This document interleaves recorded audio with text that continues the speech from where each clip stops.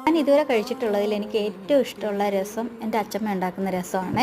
ആ രസത്തിൻ്റെ കളറ് പോലും നമുക്ക് മറ്റുള്ള സ്ഥലങ്ങളിൽ നിന്ന് ഇപ്പോൾ കൊച്ചിയിൽ നിന്നൊക്കെ കഴിച്ചിട്ടുള്ള ഒരു ചുവപ്പ് കളറിൽ മുളക് പൊടിയൊക്കെ ഇട്ട ഒരു രസമാണ്. അതെനിക്ക് ഒട്ടും ഇഷ്ടമില്ലാത്തൊരു കളറും രസത്തിൻ്റെ ഒരു കളറല്ല. അപ്പം നമ്മുടെ വീട്ടിലുണ്ടാക്കുന്നത് വെളുത്തുള്ളിയും കുരുമുളകും മാത്രം ചതച്ചെടുത്തിട്ട് പച്ച വെളിച്ചെണ്ണയിൽ വഴറ്റി പുളിവെള്ളം ഉപ്പ് ചേർത്ത് ആദ്യം ഒന്ന് മിക്സ് ചെയ്ത് വെക്കും.